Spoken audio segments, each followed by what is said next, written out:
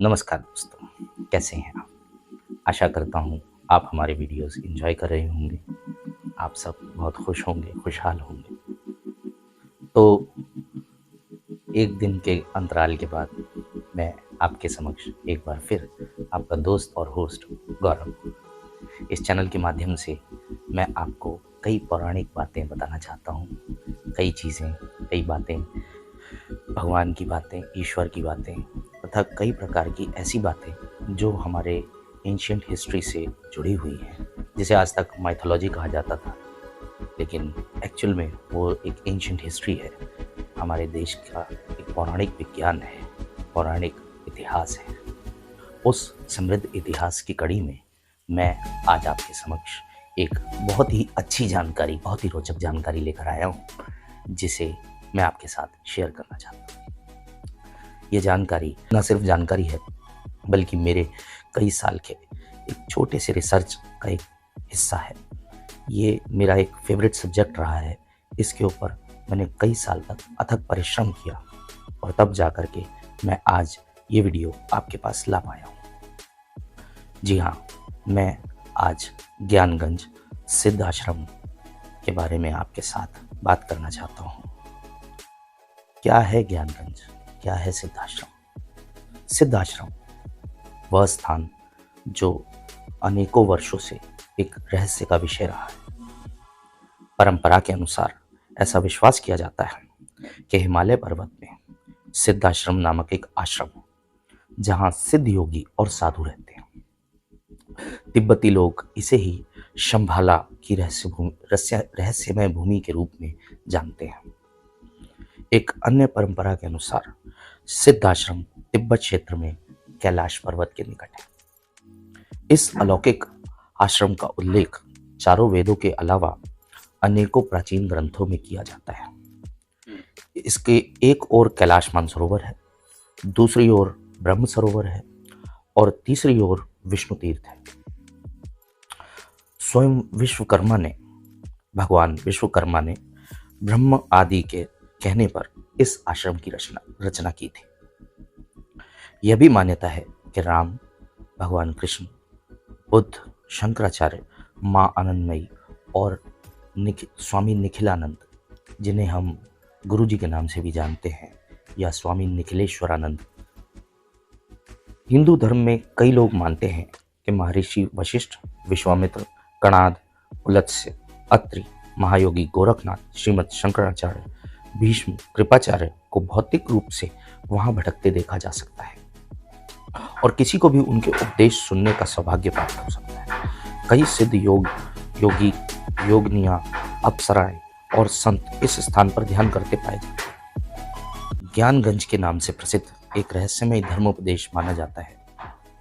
एक परंपरा के अनुसार हिमालय में एक गुप्त भूमि में स्थित है, जहाँ महान योगी, साधु और ऋषि आदि रहते हैं। यह स्थान तिब्बतियों द्वारा शंभाला के नाम से भी जाना जाता है।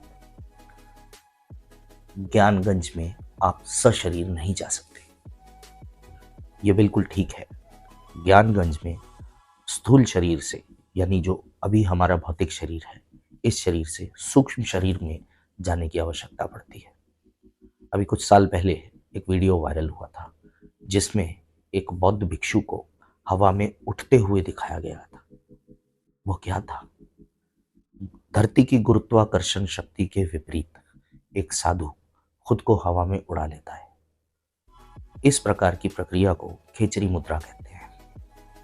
यह खेचरी मुद्रा इंसान के स्थूल शरीर से सूक्ष्म शरीर में जाने की एक प्रक्रिया है। इसकी संपूर्ण प्रक्रिया पूरा होने पर ही इंसान ज्ञानगंज में जा सकता है। ज्ञानगंज क्या है? ज्ञानगंज 4th डायमेंशन है। आमतौर पर दुनिया को 3 डायमेंशनल वे में देखा जाता है, लेकिन ज्ञानगंज 4th डायमेंशन में स्थित है। ज्ञानगंज में वही जा सकता है जिसके पास सूक्ष्म शरीर में जाने की एक कला हो या विद्या हो। इस विद्या को पाने के लिए कई प्रकार की महाविद्याओं में पारंगत होना बहुत जरूरी है। ज्ञानगंज अपने आप में एक बहुत ही बड़ा रहस्य है। इसको पाने के लिए कई प्रकार की साधनाएं, कई प्रकार के तप, मनोरथ सिद्ध करने पड़ते हैं। आपको एक इष्ट की पूरी महाविद्या लगानी पड़ती है। जैसे हमारे यहाँ 10 महाविद्या होती हैं, उस प्रकार से किसी 2 या 3 महाविद्याओं में आपको सिद्ध होना पड़ेगा। उसके बाद एक प्रक्रिया शुरू होती है जो यौगिक प्रक्रिया है। वो प्रक्रिया स्थूल शरीर से सूक्ष्म शरीर में जाने की ओर होती है। जब व्यक्ति इस तरह की प्रक्रिया को पूरा कर जाता है, तब वह एक सिद्ध संत की एक योग्यता पा लेता है। जब वो इस सिद्ध संत की योग्यता पा लेता है, तब ज्ञानगंज के दूत उस व्यक्ति को लेने आते हैं और तब वो उस 4th डायमेंशन में प्रवेश कर जाता है। ये एक ऐसा ऑकल्ट साइंस है, एक इतना ज़्यादा उन्नत साइंस है, जिसे आज का विज्ञान शायद सोच भी नहीं सकता। जी हाँ, ज्ञानगंज के माध्यम से आप टाइम ट्रैवल भी कर सकते हैं, यानी समय यात्रा। आप अपने अतीत में जाकर उसको देख सकते हैं, आप अपने भविष्य में जाकर अपना भविष्य भी देख सकते हैं। मैं बहुत ही खुलासे में इन चीज़ों को बता पा रहा हूँ, क्योंकि इस पर चर्चा करना बहुत लंबी बातचीत हो जाएगी, क्योंकि अब वीडियो का समय भी बहुत लंबा नहीं होना चाहिए, क्योंकि इसमें आप बोर भी हो सकते हैं। मैं चाहता हूँ कि इस पर विस्तार पूर्वक बात हम फिर किसी दिन करेंगे। खैर, आशा करता हूँ कि आपको ये वीडियो पसंद आया होगा। हमारे वीडियो को लाइक, सब्सक्राइब और शेयर करना कभी ना भूलें, क्योंकि बहुत सारी रिसर्चेस अभी हम लोग कर रहे हैं। कुछ नए विषय, कुछ नई बातें मैं आपके सामने वो लाना चाहता हूँ जो आज तक शायद ना आ पाई हों, और अगर आ भी पाई हों तो बहुत खुलासे में या बहुत ही संक्षेप में उन चीज़ों का वर्णन हो। किसी भी प्रकार के कमेंट के लिए हिचकिचाइएगा नहीं, तुरंत कर लीजिएगा। किसी भी प्रकार के कोई सवाल के बारे में आप मुझसे पूछ सकते हैं। मैं हमेशा आपका होस्ट और दोस्त आपके लिए हाजिर रहूँगा। इस विषय को मैं आज यहीं समाप्त करता हूँ। इसके ऊपर मैं एक और वीडियो बनाने जाऊँगा, जिसमें मैं आपको और ज़्यादा विस्तार पूर्वक बताऊँगा। ये मेरी 5 साल की रिसर्च का एक छोटा सा हिस्सा था। आशा करता हूँ कि आपको मेरा वीडियो पसंद आया होगा। कल फिर इसी एक नए विषय के साथ मैं आपके सामने हाजिर होता हूँ। तब तक के लिए नमस्कार, गुड बाय, जय हिंद।